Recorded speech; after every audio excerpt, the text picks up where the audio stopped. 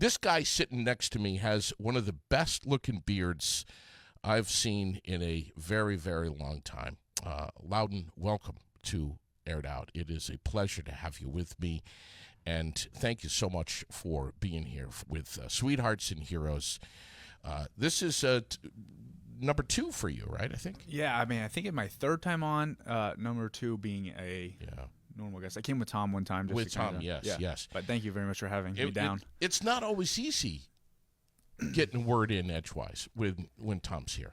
No, dude, he's very passionate about this work for sure, as we all are, So, and he's the science guy. He knows all the stuff about he does the reading, knows all the studies and stuff behind it. So I learned so much by just listening to him, honestly, in terms of the work we do and kind of the reasons why and what we're actually seeing. Because a lot of times we see the patterns and I don't actually understand truly what's going on under the hood until he kind of says, "See, did you see that? Did you see that?" And then once you're kind of turned on to it, you kind of see it everywhere, and then you can kind of make predictions and stuff about. And that helps me in my role. With Sweethearts and Heroes for sure. He's done that with me too. I mean, it's kind of it's just going to happen no matter what. When you're involved with Tom, you're gonna see the results of the impacts that Sweethearts and Heroes is having. How long have you been with Sweethearts and Heroes? Like, what's your story? How did you get involved? Yeah, most definitely. I've been involved for a few years now, maybe probably.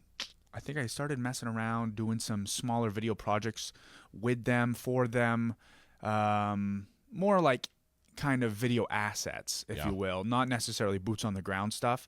Probably about 4 years ago, I would say. But over the past 2 years, I would say, I've been kind of much more in studio working on courses and content.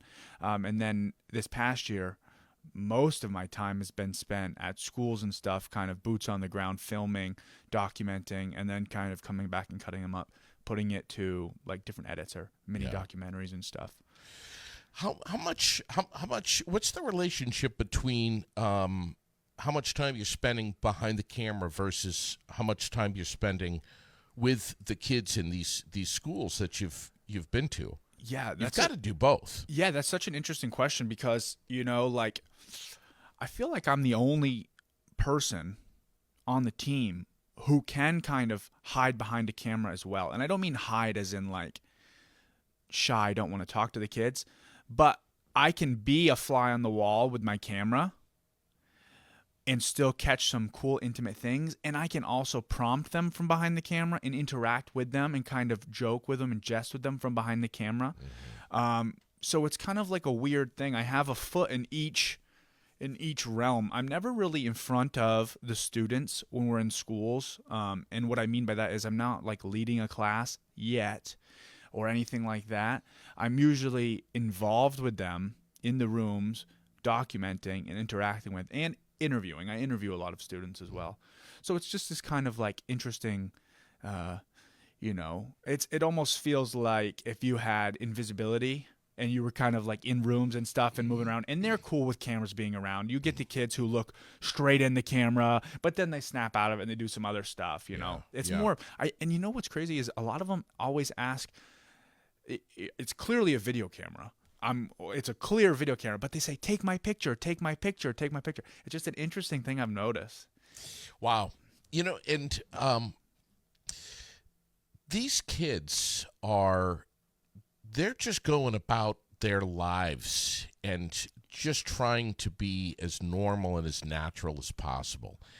And if you are there with a camera, you've got to be approachable. You've got to be friendly with them. You've got to have some personality, some fun to bring out what it is that they're doing or saying and capturing that moment. Tom said to me, we were talking about the importance of you. It's one thing to go into these schools and have these relationships and this connectivity with kids and staff.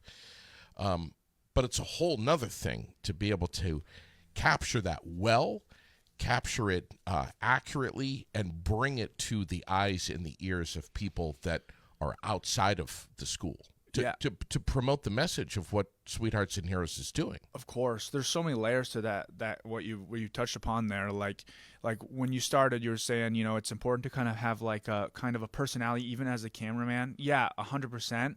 A lot of these students, when they look at the camera, I think initially they're looking for a reaction. So I play with them. I'll like make like a crazy face back to them just to see what they do. Yeah. And it's hilarious. And a lot of the time I've got the camera rolling in slow motion. So like some of the smiles and laughter they get from me being silly, it's kind of like the school photographer with the clown nose, kind of like, you know what I mean? There's a sense of personality. There's a relationship that I think I'm building through not saying anything, just facial expressions and kind of like they're looking at me. I didn't instigate it. I'm just playing back with them. It's interesting. But then as they get older, they're less likely to look directly into the camera socially.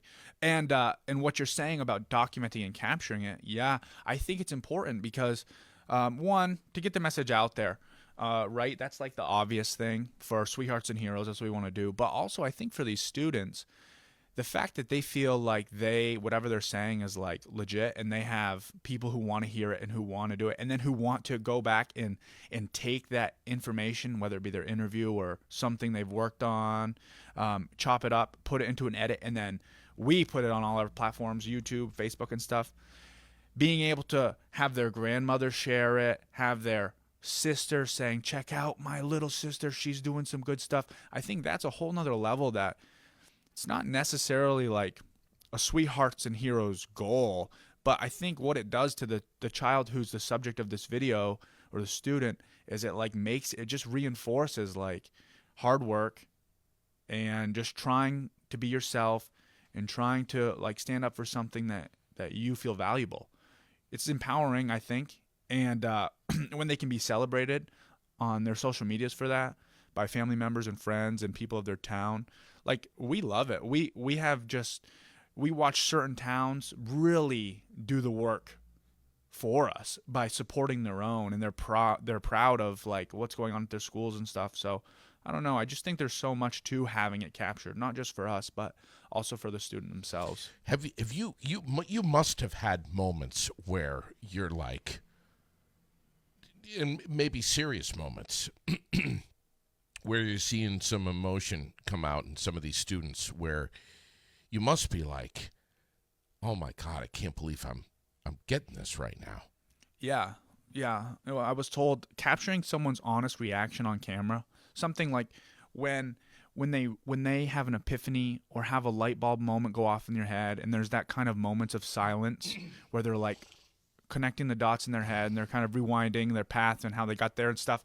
Like, that's kind of priceless in my opinion to catch on camera, because it's such a rare human experience. Those things are what make up like our insight and our different things. So when you can capture that, a lot of it's being in the right place at the right time and frankly, luck. Oh yeah, most definitely. And also, I think a lot of the questions that get asked and kind of like getting people to, at first when I started doing interviews, I'm not a good interviewer. I'm not saying that, but in the beginning, I really wasn't. And I would like ask them like questions that could be answered with a yes or a no. And it was, and dude, it's like, okay, dropped. And so there is kind of an art to it. I mean, all about that, you know what I mean? And just kind of getting someone to open up and how questions are themed and stuff.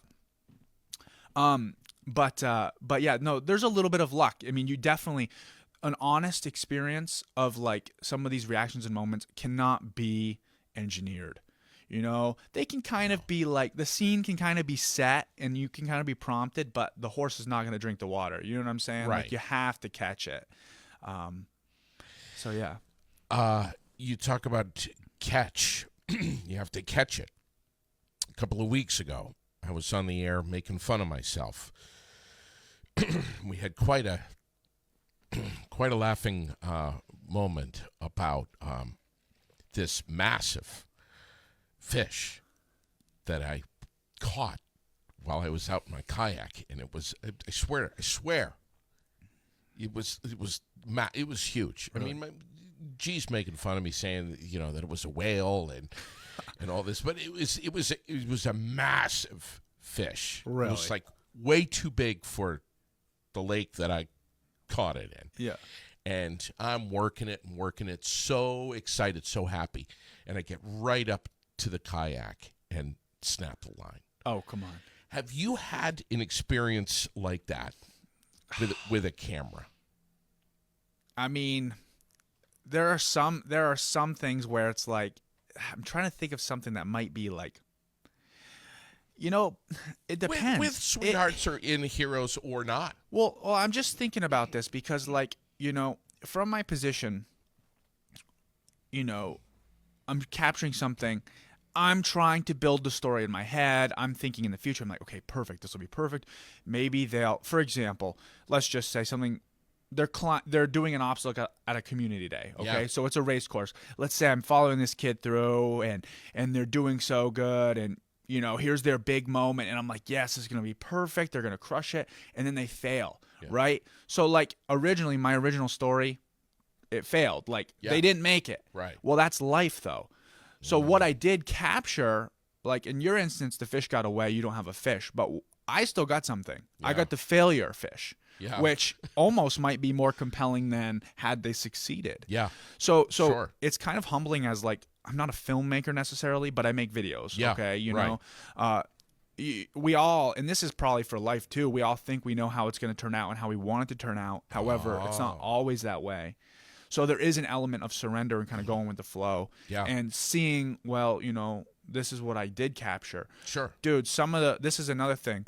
When you go and you're in the heat of the moment, right? You're adjusting the exposure. If you're outdoors, you've got ND filter on, which is just to kind of darken the image without changing your shutter speed and your aperture and your frame rate and all this stuff that plays into it, okay? And you have to manually focus, and you're worried about your focal length. There's so much. Your ISO, so it's not grainy footage. Okay, there's a lot of numbers, a lot of science behind it. You get a great moment, everything lines up, the stars align, boom, boom, boom. I can't believe I captured that. Yeah. You go back in, you're like, man, that was out of focus, probably unusable. I was focused on the trees instead of the person's emotion, their face. Ooh, that's a tough that's fish. gotta That's hurt. like my equivalent of the fish getting away, I think. I almost had my GoPro mounted to my kayak that day, which I would have, Yeah. And I had a friend say to me, "Can you imagine?" Which I didn't. I didn't have the GoPro that day, but I had a friend say, "Can you imagine if the GoPro was on the front of the kayak shooting you, your face, when this monster fish, This whale, was this blue whale, snapped the line and was gone," and I was like, "Yeah." And then they were like, "Do you remember what your reaction was?" And I was like, "Yes, I do." I mean, there's the line just waving in the wind, the broken fish line, and I was like, come on, stunned. And I was like, "Yes, I wish I had that on my GoPro so I could show my daughter that sometimes in life something's going to happen that you listen. I had the damn fish. You got to bring a net next time. I had the net. I was fumbling with the net, but everything was 100% guarantee. And then it was in a flash, in a half a second, it was gone. It's not guaranteed. But I would love to show my kid. Anyway. Yeah. You know what I'm saying? Speaking of GoPros, you got started like you were a young guy. You were snapping on GoPros, I'm guessing, when you were skiing and snowboarding and all that stuff. Yeah, my grandma got me GoPro Hero 1, first GoPro ever. Wow. Thing was a tank, dude. Thing was a tank. It came with like this plastic case that you could not hear a thing out of. It looked like a mini submarine, dude. It had screws in it. It was like, it really looked like. I know what you're talking about. Yeah. I've got the 13. Yeah. It came a long way. Oh, yeah. Yeah, from that first one. Yeah, so basically, I guess I would mess around with those, and like Sony had this little handy cam thing, just like a mini little camcorder. I would mess around with that, and I think my parents even before. So I think filmmaking, not film. I keep saying filmmaking. Well, you are but a you know what I'm saying, filmmaker, though. But you are, though, man. You're a creator. Yeah, sure. My grandmother, my other grandmother, she used to always have some kind of big rig on her shoulder that she would film with, apparently. Filmed a ton of home videos. Yeah. It's really interesting to see. And she did quite well with it. And I'm impressed with the technology of that camera because it looked pretty good. I mean, it's an old footage, VHS footage, but it looked pretty It good. was an old camcorder? It was something massive. I don't know what it was. It was huge, but it Did you buy it at Sears? probably ordered it. I have no idea. But we were watching home videos the other day, and I asked her, I said, what did you record this on? And who trained you? Because you're actually doing quite well with this. No, but I guess I think it's just, I mean, it's cool to check stuff out. And I was into action stuff, you know. I was into skateboarding and snowboarding and fun things. I mean, we're in Vermont. We're driving up today. I'm looking at the mountains. I'm like, this is such a chill place. Like, completely opposite of the weather we're experiencing now. It's beautiful. It's got some beautiful clouds out, some beautiful hills, very green. But you know what it looks like in the winter. And we're kind of blessed to have both worlds because, I don't know, I feel like the youth, at least in my case in Vermont, like snowboarding, skateboarding, not many people get to do that, I'd say. Yeah. Have both, you know? Yeah. Right. So it's that plus a little technology, just playing, right? And reviewing and kind of making things with your friends. Sure. And didn't know how to do any graphics or anything, so you'd like write titles on cardboard and hold it up and like film it in sequence. And it's just like how I know what I kind of want it to look like. Reverse engineer it. How can I do that with my knowledge? Yeah. You know what I mean? I think there's some kind of between that and the literal skateboarding and snowboarding themselves, the resiliency of like falling down and getting back up. Yes. Scraping your knee. Do I pack it up for the day and go tend to my wound, or do I try it again and try to conquer something? Like there's these battles, and then also the creativity element within those, and then of the actual recording itself, like, you know, and did you get my shot? You just finally landed. Did you get it? You know, there's an element of trust. No, the lens cap was on. It's like, dude, what are you doing? You know. My little girl was ripping around on her dirt bike the other day, and I ran in the house, grabbed the chest harness with the GoPro, and came out and put it. As soon as I had that thing, you know, I'm bringing her in, go into neutral, I clip it on her, and as soon as she knew that camera was on, she was like, oh boy, and she's like, Dad, what if I crash? And I'm like, you got the camera on, that would be awesome. Right? Yeah, that would be awesome. Yes, that'd be a change of plans, but it would be equally awesome, though. So you've got a double. You went to school. You got a double major. Yeah. I didn't know I was gonna do anything with it. I was undecided when I went to college. I thought I wanted to do something with music because I liked recording music. I was not a musician. Still am not. I kind of taught myself how to play guitar and bass and like a little bit of like messing around with like electronic drums, piano, just so I could practice recording things. Yeah. I thought it was music at first, but it was just recording things. And then I kind of got into doing some sound design and kind of putting sound to picture. That was my intro into a video as in my adulthood. Was I took the sound avenue towards it. So I'd like record sound effects or collect sound effects, go in the field with some headphones on, some good microphones, go up to a stream, listen to some water. Oh my God. Oh, it's so sick, dude. You and I are like that. I love stuff like that. I love stuff like that. And then to the next level, I would take like maybe one stream. I like the sound of like how the water hits the rocks over here. But there's like some different splashing over here. Yeah. And I'll take like these layers and I'd put them together and I'd make one single brook or stream that literally doesn't exist. And I'll kind of compile things and then I'll filter out different frequencies of like you know, like some deeper end rumbles and some stuff. It's just, I really enjoyed doing that. It was kind of like, you have to be present, you have to be creative a little bit, and there's like, it's kind of a little bit of foolery too, because with sound design, so much of your subconscious and how you perceive characters and objects and different things, like it's done through sound. Perhaps the evil guy in the show you're watching, you know, his footsteps are a little deeper. And over time, it kind of gives him this darker like understanding of who this character is. And I just thought that was so cool because it's totally like under the radar. They're tricking you. Subliminal. Yeah.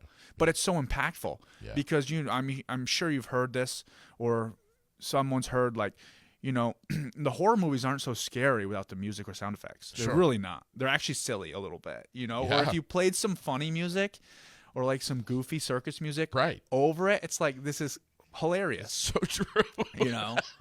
So that's what I kind of originally fell in love with. And then, obviously as the sound dude for those, you're involved in video, Yeah. and then kind of full circle. And dude, I really just think a video with good sound is a good video. Whereas I could watch a bad video with good sound and be chilling. You know what I mean? I'd be good with that. But if the good video, really crisp video had poor sound, I think it would really pull me out. Spot on. Yeah. Spot on. Yeah. Man, I hear you. I've always wanted to disconnect this board and bring it out into the woods and catch the peepers, but not sure I got the right mics and blah, blah, blah, blah, blah, blah. Yeah. But, yeah, man. They have some really awesome stuff. Have you ever seen the Foley studios and people doing Foley? Do you know what Foley is? No. Okay, so this is really sick. This is called a Foley artist. It's a sound artist. It's basically, they have a room. It's a recording studio with like so many props, bizarre props that all just make noise. It's like the hinge that's a little squeaky. They'll keep that. Okay, and they put the show up on the on like a movie projector, and they're got all these microphones towards them, and they hit play on the thing on the video, and they record the sounds they're about to make, and they literally make all the sounds live exactly to what it would be. And they're called Foley artists, and it's so fun. And they have so many different things. Like if you're walking through snow, the person on camera's walking through snow, how are you going to record that sound effect? So they take bags of flour and they mush the flour together. And it kind of gives that like crunching, compacting of like what powder would sound like as you like step in it. You know what I'm talking about, right? Yeah. Yeah, it's like that's that. Or like, someone breaks their arm in an action movie. They take celery. They get right up to the mic, go snap it. This is industry. It's industry, yeah. And it's right. And it's all live. That's what's cool about it is like, so the sound effects are almost literally tailored exactly to the movie or show or video you're watching. Tom's going to be so blessed to have somebody who really cares about the end product so well with you. Yeah. You're so dialed into this. You know what you're doing. Yeah. You're perfectionist? I'm not a perfectionist. I think Abby's more of a perfectionist than I am. It's so hard, man, because like you could get caught up on changing absolutely everything to make it perfect. It'll never be perfect. It really won't be perfect. You'll always be tweaking the color. You'll always be adjusting the volume. You'll always be trying to, Sure. And especially in today's day and age where you got to turn content out, right? Yeah, you're wasting time. Bro, you're wasting time, dude. That thing's old news. Yeah. We need new stuff. So, like, you have to make it good. You have to make it, I don't want to say good enough, right? Because I don't want to sound like I'm setting the bar low. But at the same time, we got stuff to do. We got more stuff to get. That's old news. Sure. So you have to be, you have to find the balance there. Yeah. What's up with your shirt, Sergeant Brazilian? I train Jiu Jitsu. Let's talk about that. Does Abby get into that? You know how to tell if someone trains Jiu Jitsu? How's that? Don't worry, they'll tell you. They'll just tell you. Because they love talking about Jiu Jitsu, which is me. I love talking about Jiu Jitsu. Rex Thompson Yeah. is a friend of mine. He comes in here every Friday morning. Yeah, I see him on the show. Yeah, and Donnybrook Fight Promotions, and just loves Brazilian Jiu-Jitsu. That's all he wants to talk about. Oh, yeah. There's something up with you guys. I don't know if you've been hit in the head or what the hell's going Probably on with a you. little bit. But there's something going on with you guys where you're just like, this is, how long you been doing this? So I've been training jiu-jitsu for like 5 years, but I've gone all in. I'm training up to maybe even 11 times a week. And that sounds gnarly. I'm always on the mats, dude. I was on the mats. I had 3 classes yesterday. And that's just what I do. I love it. I'm training tonight. You training I'm training Abby? all the time. I wish I'll train Abby. She's not there yet. Okay. She's not there yet. Not into... Soon. She used to train a little bit when she was younger, but... All right. But just, that's not her bag. Not yet. Okay. Not yet. Yet. No, 100%. Not yet. We're saying yet. Correct. Okay. Fair enough. Yeah, but jiu-jitsu is fantastic. And this is obviously something that you have in common with Tom. 100%. You, Yeah. do you guys get together and watch UFC? We watch UFC together. I think he steals my ESPN Plus account. Probably does. So he grabs that from me. Hey, did you order the fights last night? Okay, I'm gonna log in. What's your password? Yeah, all right. Oh, No, yeah. But no, he actually started. When we first started, so he had a bunch of mats from his youth and his history and past and stuff. And when I started doing jiu-jitsu, I was a bartender, and during COVID, and I was by myself a lot because not a lot of people working at that time, so Right. I was a single person in a bar into the late hours of the evening. Yeah. Now, also, the bar I worked at wasn't a real divey bar. It was a pretty nice bar. However, all the other bars were shut down. So all the clientele who wanted to be at a bar was at a bar, and we were the only bar open. Okay, so there were some not bad situations, but there was like an air of unsureness. I never had trained any martial art or anything in my life, and I was out of shape as well. And nothing happened, but I was wondering, like, had something happened in those times, those late hours of the morning or early hours of the morning, whatever we call it, like 2 a.m., and I was by myself, would I be ready for that situation? Like, to take care of myself or protect someone or escort someone out. We didn't even have a bouncer, So that's what kind of got me into it. I knew Tom had the mats and obviously had experience. So I just kind of asked him about it, and we set some mats up in the basement underneath the bar, kind of like, honestly, like Fight Club, honestly, like underground, literally underground on the DL. And during a pandemic where, it is what it is. And Sure. Yeah, it was sick. And there was just something kind of secretive and cool. And dude, so that was after about a couple months of me training jiu-jitsu, I kind of talked Tom into letting me take down some walls and basically knocking down like 4 walls and expanding the mats. Still underground, still super secretive.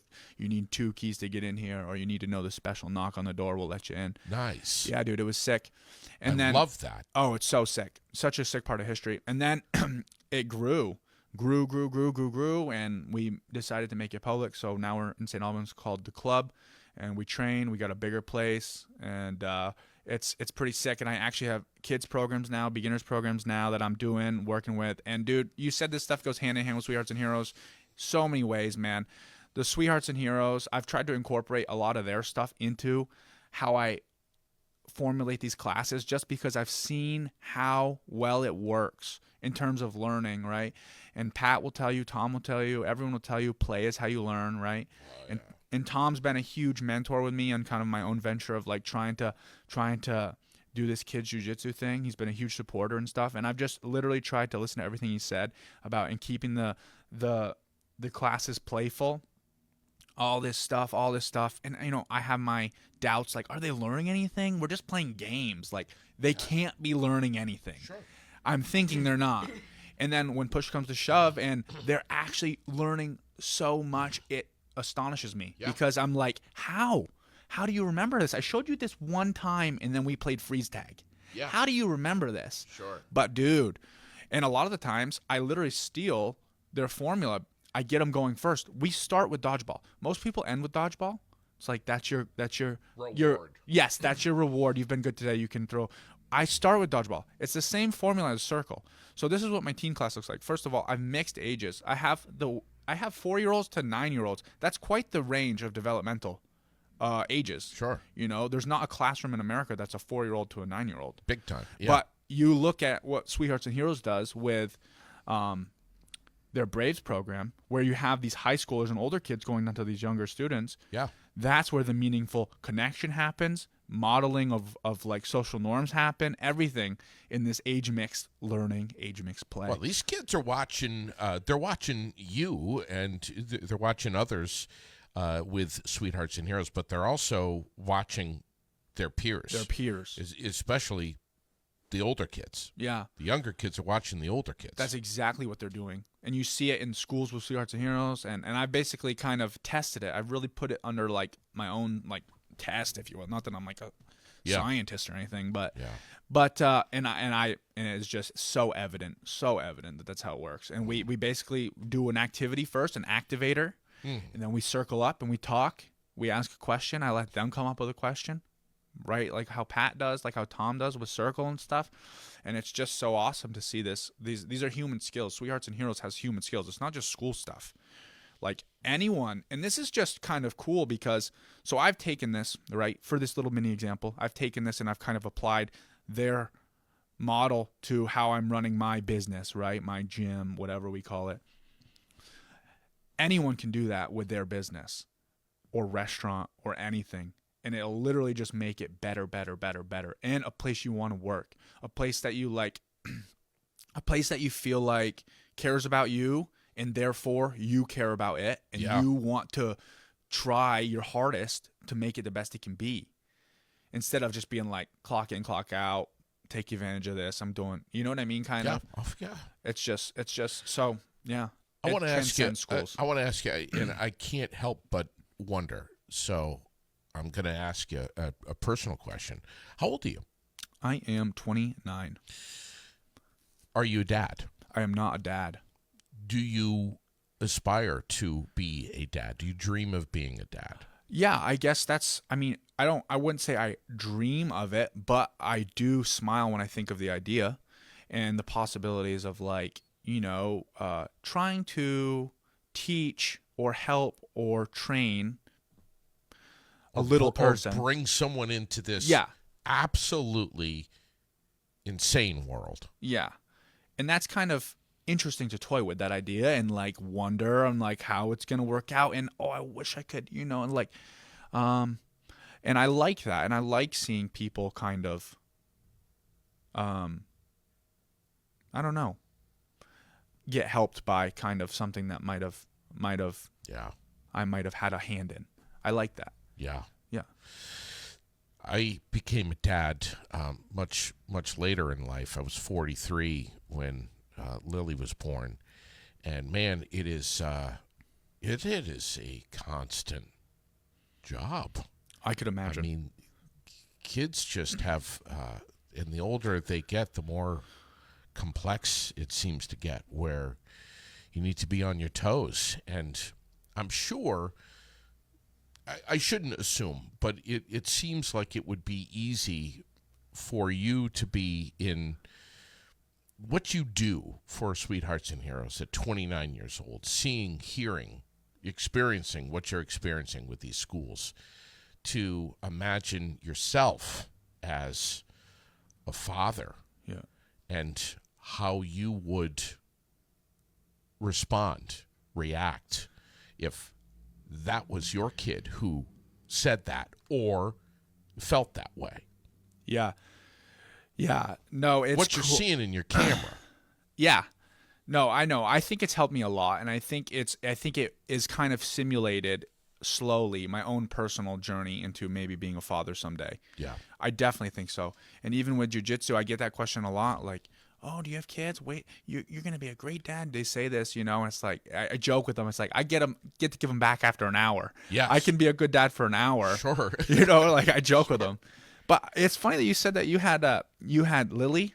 Yes. Later in life. I don't think that's a bad thing, man. I think that's pretty sweet. We were just talking to Peter Hawk is his name, and he is the runner of this organization called Flying Ryan organization. His son, Ryan Hawk, from Vermont, phenomenal skier, just tore it up, like world class, bombing hills, sending flips, all this stuff, traveling all around the world, California, competing, and just absolutely representing Vermont and just crushing it. And unfortunately, fortunately, he took a spill, and anyways, they ended up having to pull the plug, or, you know, and it is what it is. But Peter, the reason why I went into this was because Peter was like 50 when he had his son. And I think it's interesting because I think the older the father is when they have their child, it almost makes their child more of like one of those old souls. Do you know what I'm talking about? And because Ryan was very like kind of mature. He had fun, you know, he had fun, and he also did some things that would surprise you as child, as like a 25-year-old young person. I don't know. I just think there's something to having like that older father figure in your life, and you never know the impact that has. And I almost think it's worth like, because you got to let your stuff settle. You know what I mean?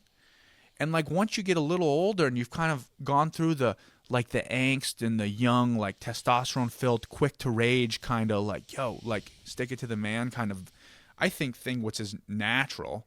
Once you've kind of gone over that hill and you've gained some wisdom and made your mistakes, I think honestly, that's the time to do it, to raise a child.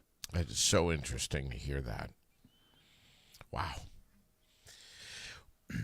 What are you hoping to do with your career? What is the next thing that you want to do, either with Sweethearts and Heroes or beyond? Yeah. Well, I think definitely just reflecting. I've liked helping people. I liked teaching people, and I didn't know that's what I liked.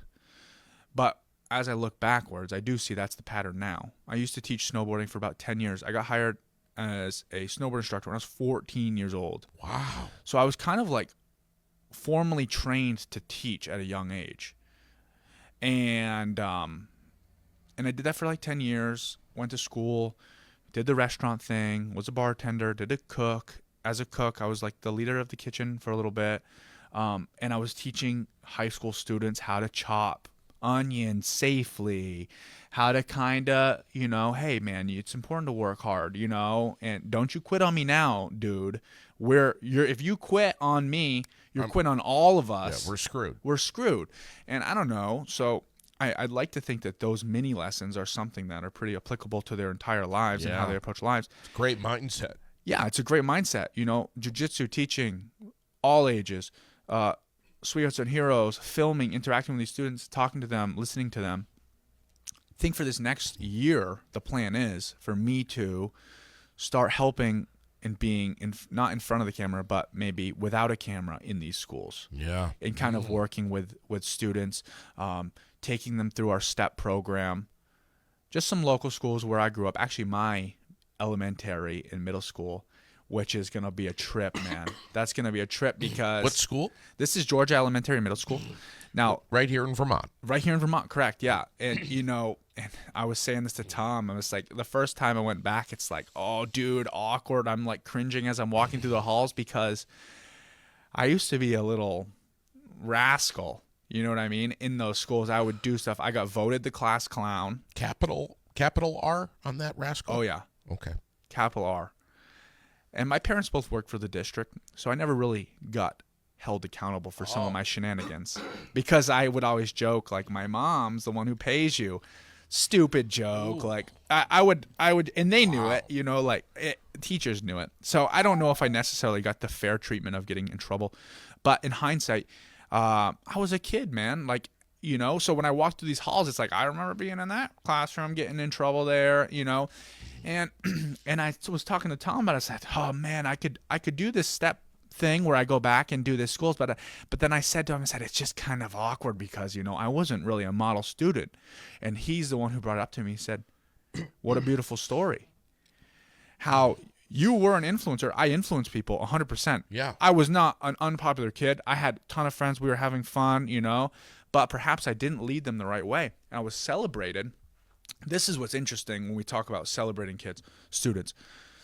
I was celebrated for being the class clown.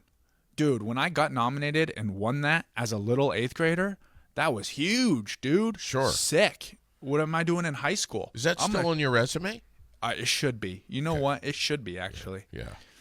But at the time, it's like, that's like a massive, like, I don't know, you feel important. Yeah. But you might be, like almost pinning that kid into that role in a way. And then you need to be celebrated for something different or maybe something productive to kind of break that cycle or to kind of like avoid it. Like, could you be the class clown and be productive? And Tom was just basically saying to me, like, it's just a beautiful story, the character arc of that. Now you're returning into this school, promoting something different based on who you used to be. It's really the Sweethearts and Heroes message kind of, that's the big picture, man. That's like the loop. That's like part of that loop So it's kind of changed my approach to it. I'm embracing that new step, no pun intended, into this. Isn't it refreshing, at the very least, to working with Tom, that the way he's wired is, no matter what it is that you say, that he looks at it as a gift. Whatever your experience is, whatever your story is, he's like, yeah, that's usable. That's teachable. That's a gift. That's valuable. Yeah. Even if it's something that's frankly horrible. Yeah. That you're going through. Exactly. That's Tom and that's Rick. Look at both of them. Big You know time. what I mean? Like, Oh yeah. and if you've got, it's kind of interesting because if you just say good to something, and you Right. just start there and kind of approach all other thoughts or actions through that lens, Sure. then what bad could it be? It couldn't be, because you've started it in good. You know what I mean? Yeah. And the same thing with Tom, like over the past, I mean, I hear you ask people on here, like, Tom's always doing something. He doesn't stop working. And, Sure. and like, in a way, that's good too, because like, if every idea you have, you say no to, like, in a way, that's not very, that's not growing. Right. If you say yes and toy with the idea and play with it, I just think sometimes we ourselves can be our own kind of filters or barriers. Yes. And if it's either bad or no, that's where you want to start. Yeah. Well, it's going to be tough to get off that platform. Yeah. But if you start with like yes or good, now what? Like, I don't know. I just feel like, even maybe. or even maybe is a better step. Maybe is cool because maybe's fluid. You have options at maybe, dude. Sure. You know what I mean? It's not boxing yourself in. If you immediately say no or bad, like, I don't know. And that's hard, man, because it's human nature to kind of like, I don't know, Sure. like, we don't have enough. It's like, but it's stressful, dude. Yeah. I was in I was in my first Tom Murphy circle. I mean, there's circles, and then there's a Tom Murphy circle. Yeah. You know what I'm saying? Dude, I know. He collects the tears of children. Oh, God. And it was an experience, Yeah. and I was able to podcast a little bit with some of the students there at Peru. I know. It was an awesome episode. And I was like, have fun. Interrupt. Let it go. Yeah. And they were like, no. These are our rules now. Yeah. Whoever has the microphone is speaking. And if you don't have the microphone, zip it. I'm not used to that, bud. I know. That was very difficult for me to sit there, listen to not just 2 or 3 people, but several people. And I'm a naturally I know. inquisitive guy. I got questions. I got follow-up questions here, tons. Yeah. And it was so hard for me to sit and force myself to listen. But I had to. And Tom's like, you're not understanding this, Bob. That's what this is about. Yeah. It's about listening. It's not about learning more and asking questions and stuff. That was very hard for me. Yeah. I could imagine so. I'm like, I got 3 follow-up questions for this dude. Yeah. I got 3 or 4 follow-up questions for that one. How am I going to memorize all this stuff by the time this whole circle thing is over? Yeah. That's such a great point. That's such a great point because that happens to me too. I think we're similar in that respect in terms of like we want to keep the conversation going, evolving.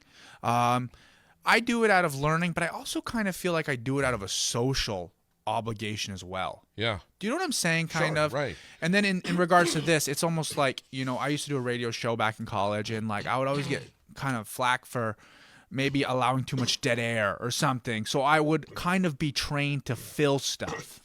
You know, and then in circle, like when you have follow-up questions and you're like, bro, I got 3 for you. I have 3 things. I got 2 for you. It's like, one, I think, first of all, you get muddied up in your own conscience and trying to sort and memorize instead of just being. That's tricky to break. You know what I'm saying? But it's important. It's crucial for the circle to work. And it'll happen as you practice it, because listening is a skill. It truly is a skill. It truly is a skill. And then also, by the time that thing gets around to you, even if you remember it all, socially, you're not going to ask everyone those questions. You're not just going to dump it out. You might ask like 1 or 2. So I think it also promotes like really what's important, and let's fire those. Do you know what I'm saying? Sure. Kind of. Yeah. Instead of just blasting everyone all this stuff, right. Which is what happens all the time, dude. Like all the time. It's just produce, consume. It can be. Do you know what I'm saying? Sure. And perhaps some of the meaning and actual deliberate I have something to say to you after. Some of the deliberate like choosing, you know, it might fall to the wayside if you're not super. I don't know. Do you get what I'm saying? Kind of like that. Totally. And I think it's worth exploring. Tell me what you were going to say. Okay, yeah, you said you had 4 R's on this podcast. Yeah. Bro, I disagree with you. I think real is the one. You said relatable. But I think if you are real, you will relate. Real is the first one. Yes. Okay, you think that's the most important one? I would think so. I would think so. I mean, I think, you know, that's the reason why I said real, is because I think real is the most important one. Because how can you be relatable if you're not real, man? Okay. You know, I think everything channels through that. You know what I mean? Kind of. I do. You're pretty real, so that's why I relate to you. You know, Tom said to me when I was when I was all done in Peru, dude, call me. And I'm like, oh, here we go. Here we go. Entering into the world of Tom Murphy. Yeah. I know he's going to pummel me with questions. But he only had really one question, which was, what'd you think? Of course. What a great question for real. I know. What a great question. And I'm like, okay. So I'm trying to tell him what I think, and he's like, yeah. But what's like the real big takeaway that you had from Circle? And I said that it was very difficult for me to listen and to not get answers to the questions, the follow-up questions that I had. And he said, yeah, I know. But what's even bigger than that? And I had to stop and think to myself, and I'm like, I think the biggest thing is that I remember every single story that was shared by those kids that went around the circle. I remembered them. I still remember them. Maybe their stories would not have resonated or have been remembered as well by me. Maybe they would be clouded a little bit or diluted if I were to get all of the answers to my follow-up questions. But just to shut up and be quiet and listen, there's only one direction, and it's from them to your ears. It's not reciprocal. And I think that was one of the big things, is that I was forced to be quiet, which is the absolute opposite of what I do here. Yeah. I encourage interrupting and engagement that way. Yeah. There's so much to be, said and thought about that, man. Like, I like to play with that idea as well. And I think, like, dude, like, if I only, understood or tried to understand, like, myself and my own stories, like, do you know the smallest little fraction of the human experience I've been involved in? Do you know what I'm saying? Sure. Kind of like, Sure. so, like, when I listen to other people's stories, and even this series we're about to start cranking on called Forged Through Hope, which is a real powerful, like, super top secret, but Forged Forged Through Hope, man. through hope. Yeah, and it's basically, I'll just tell you what it is. It's like, we view some of our struggles, which are very, very much considered in the struggle category. And instead of letting that just destroy us and squish us down and put our fire out, essentially what Forged Through Hope is we take that, we travel through those stories and those experiences, and then we come out on the other side way stronger than the person we were when we went in. And we were forged, hard, unpleasant environment, very, very, very extreme scenarios. Oh, yeah. And the tool that we are, like the hardness of us, the hope, the resiliency in every, attribute when we come out of those circumstances, we leverage into being better. And that's essentially what we're trying to capture on camera right now through these interview series that we're doing.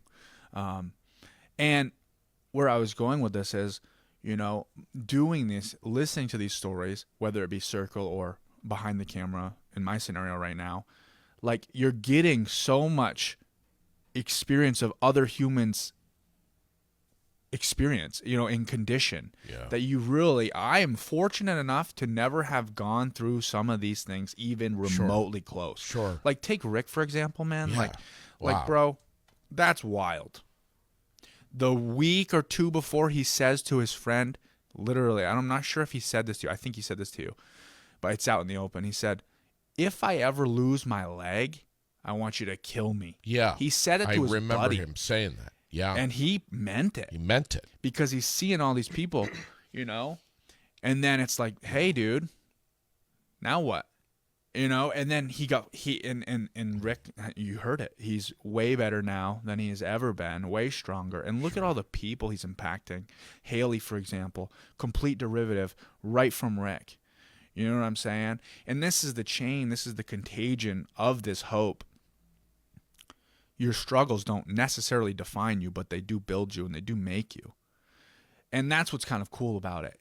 And, that's what I like. And that's, I think it's very poetic in a way and very much a good kind of mindset, instead of looking at it as in a negative window. We talked about what happened to me versus what happened for me. Mm-hmm. One of Rick's greatest gifts, I think, and I think he knows this, I think anyone that knows Rick knows this, is time. Time has allowed him the amazing gift of being able to look back in perspective and say, I'm glad this happened for me. Yeah. I'm better because of it. I'm a different person. At the time, and Rick was saying this, at the time, nothing could have possibly been worse. No. How is there anything good about this or could become good about this? And here he is looking back saying, what a great gift. Look at, I've won? I've won time. I'm here. Yeah. I'm here. Yeah. That's such a bizarre concept, time. Like, and in Rick's scenario, some traumas are strung out throughout time, like, maybe abusive relationships or drug addiction or something. But Rick's was instantaneous. Sure, right. And then all the time it takes to recover from it. And, and that's with everything. Time is so bizarre, man. What a bizarre, like, even concept. It's just bizarre. If you're not familiar with Rick, Rick Yarish is one of the team members, one of the family members of Sweethearts and Heroes, who was blown up out of a Bradley tank Yeah. during the war out in the Middle East, and was covered in diesel fuel and was burning alive. Burning alive. And then, like, it doesn't even stop there. Like, and then he rolled into, like, a sewer pit. Yeah. And then, it's And like broke his leg from jumping out of or 10 falling out of feet, the right? 10 feet high out of this Bradley Yeah. vehicle. I mean, And it's always an and then with that story, man. And it's just like, whoa, Yeah. whoa, whoa. And then when you Right. hear that, as someone who's feeling maybe down on yourself or thinking it's the end of the road for you, any age, that's another thing. It's any age. It's not just children.